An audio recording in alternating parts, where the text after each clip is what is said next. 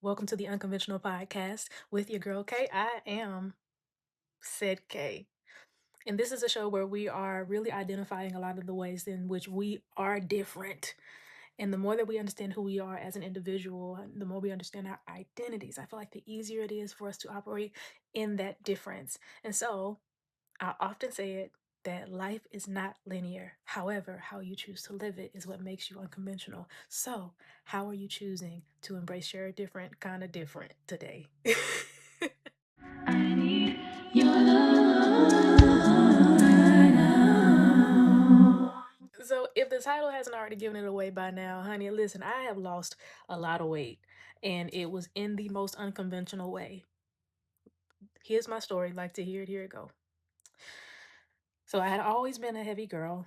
Well, no, I take that back. When I joined the band in high school, that's when my first like real deal slim down happened. And I was like, you know what I'm saying, slim thick. But of course, when I went off to college, I gained that freshman 15. I hopped on that trend really quick. And it was very unintentional. However, but that's just where life landed. And once I got older, I didn't really feel the initiative to, work out and stuff as much. I wasn't really health conscious. I didn't know how to cook. I just knew how, I knew how to eat. And so, as the years went on, I just basically was trying to survive and, worrying about nutrition what really wasn't a big thing to me. It wasn't until I moved to Atlanta and I ended up partnering with a culinary kitchen nonprofit organization that literally prioritized helping others understand nutrition and also hosting food pantries that basically supplied healthy produce and snacks and goods and dry goods to families who are less fortunate. And I didn't know anything about food pantries literally until after the pandemic. And so after working with that organization for I want to say maybe about a year, and also working the food pantries, seeing how like everything really operates, and also really never having to worry about food for like maybe about a year and a half, 2 years. um I started definitely playing around, experimenting with different ingredients, seasonings, etc., right? And of course it didn't really change my eating habit. It didn't really change like the my weight gain and all that. I just thought it was very fascinating to see how food actually works, and to see it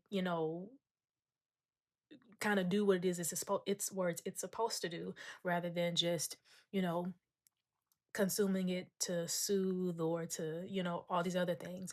The picture that you all see in the thumbnail, to I want to say to the left, is mm, how much I weighed, or just like my size in general by the time I hit Jersey.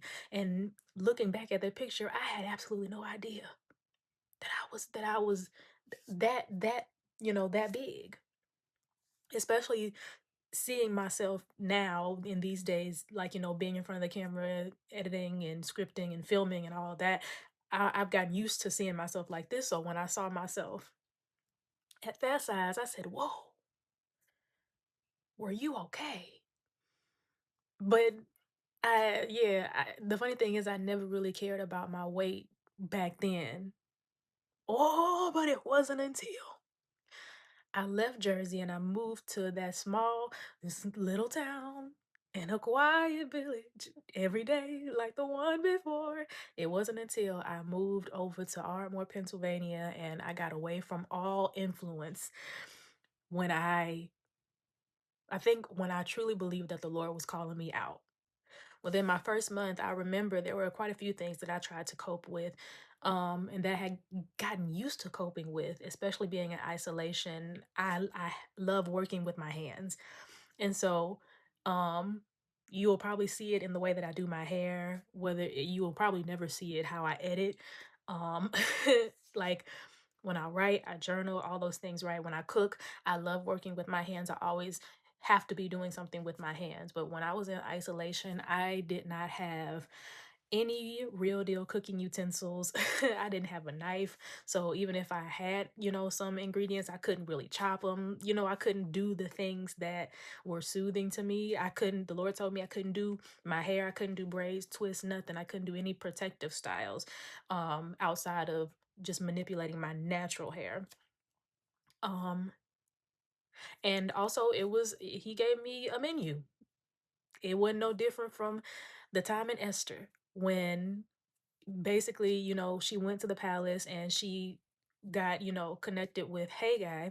And Haggai basically said, I like her. Y'all go ahead, give her her menu first. Go give her maid servants, put her in the highest room in the tallest tower. We gonna make sure she good. And so I feel like during that time, the Lord put me in the highest room in the tallest tower, and He gave me a menu. And um, He really has been helping me stick to that menu. And it was hard. During that time, it was actually pretty hard because even though the Lord was telling me that I shouldn't eat certain foods or I can't eat certain foods, it was hard because I didn't really understand why. And I'm a heavy like, why I gotta do this? And not too long after that, he actually showed me that a lot of the health issues and a lot of the like deficiencies that run in my bloodline was honestly attributed to a lot of the foods that we were so used to eating as a culture, as a people, as a family. And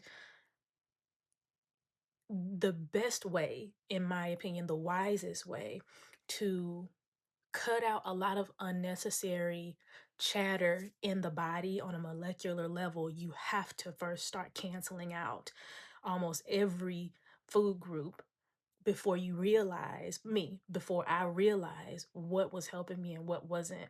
And the more that we kind of parted ways with all types of foods, processed and unprocessed, and just started incorporating more whole foods and then working our way back into a more, balanced, stable diet, that's when I started to realize, okay, no, this is nutrient dense. Oh, this has healthy fats.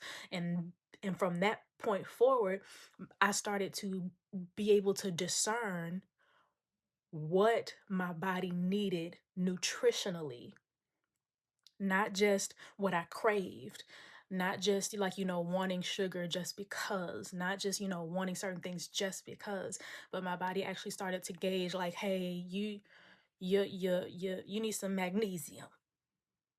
You starting to feel a little, a little this, you probably need some vitamin C, you know? And when I started to pay attention to where my body was lacking in, nutrients or where it was like, craving certain nutrients, then I could find healthier alternatives that could aid in that. For me, I am an incessant chewer. I have this thing to where, like I said, like I gotta work my hands, I also have to work my jaw.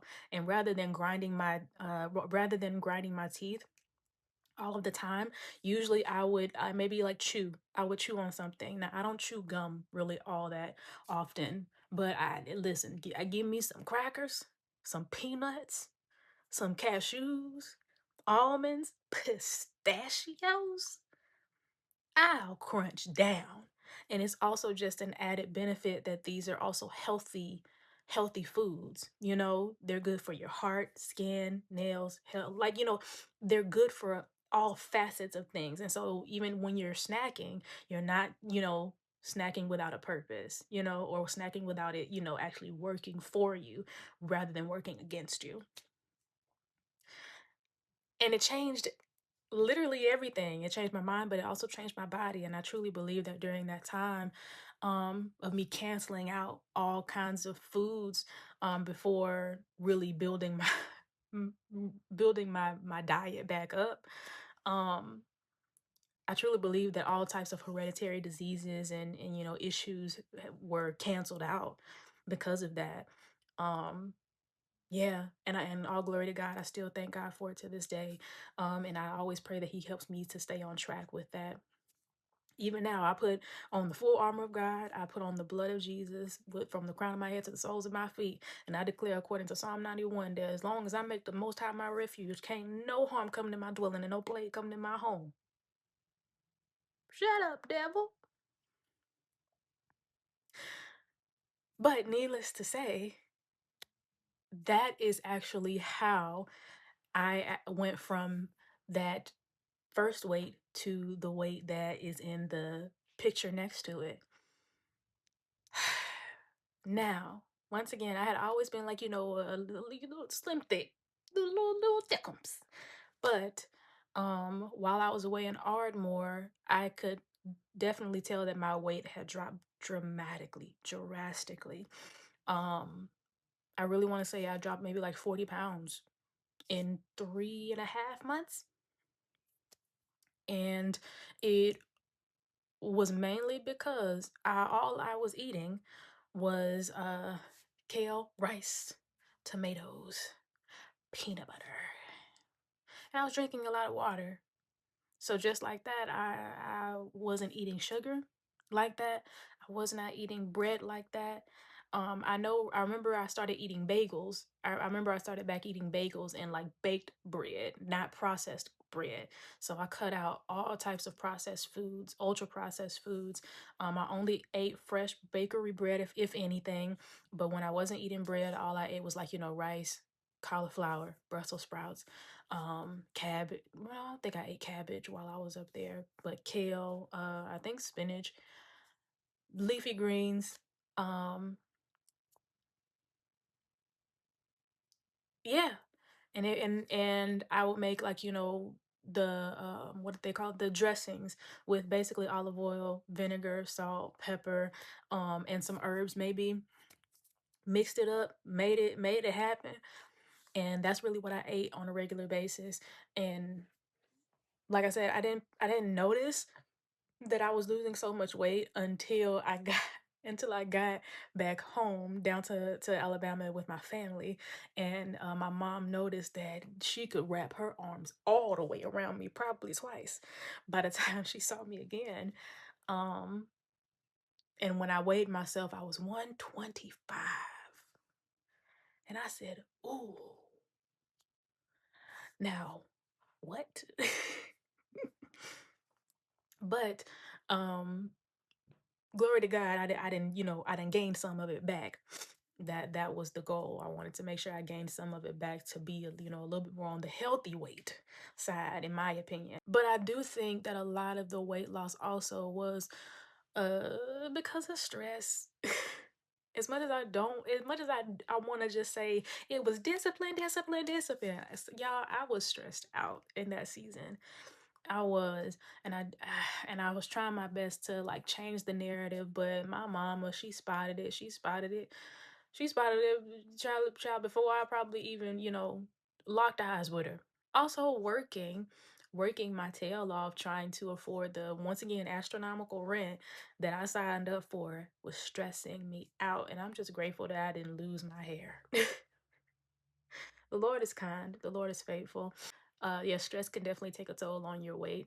And so, of course, I do not advocate for, putting yourself in situations that are very extraneous and would weigh you down emotionally, physically, and mentally, which is why the Lord in His kindness saw that, the journey was starting to become a little too much for me. And so he made arrangements for me to go ahead and, cut my cut well no not cut my losses because I don't believe I lost anything in that season, but basically get out while the getting was good. You know what I'm saying? Take your hand. Sometimes you gotta know when to hold them, when to fold them. And so I went ahead and folded like a lawn chair. Sure did. Folded like a lawn chair, hopped on that train and went back down south. It was the best decision that I could have made for myself, and I've been rebuilding ever since. But that was indeed my story around like how I ended up losing so much weight in what felt like a short period of time. And though I do not want to magnify the weight loss, I want to draw emphasis to how important it is to manage your health. And I think it wasn't until I didn't really have a car that I started focusing more on how important it was for me to get my body moving and active and walking around the neighborhood and going for walks, jogs, what do they call them, the fast walks. I don't know what they call those, them fast walks was heel toe. Ah, um But basically, like, get your body up and moving, get your blood flowing. Like, it doesn't have to be a set goal. That's for me. Let me just put myself in my own shoes. I've learned that so I won't have to overcommit to certain health goals and restrictions and disciplines. I often just think about what is it that I need that day. And so when I sit with myself long enough and I realize I need to go for a walk, when I realize that my body craves that, I try to listen. Or when I hear the Lord, saying, "Hey, let's go for a walk," I try my best to listen because He's not going to tell me anything. He's not going to tell anything. My body's not going to tell me anything that I know isn't necessary for my overall well being. So please make sure you get up, get your body moving, however that works for you. I remember there was this forum that I was editing when I was running my business, but there was this program that I was editing, and I remember one of the speakers said that even if you figure out a way to move your body for at least 5 minutes a day, that could significantly lessen or weaken the probability of a stroke or a heart attack or having high blood pressure, all of these other uh, um, cardiovascular issues, bodily issues, hereditary diseases. It even if you just choose to move your body at least 5 minutes out of the day, it'll change everything. And Happy Nutrition Month. That was my story around nutrition and fitness, and just really working on being my most healthy self always. And do I get it right all the time? No.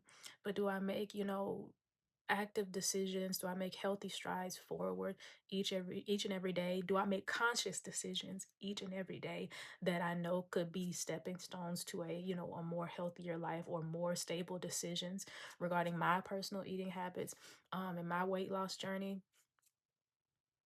That's what I have to do. So hopefully this helped you.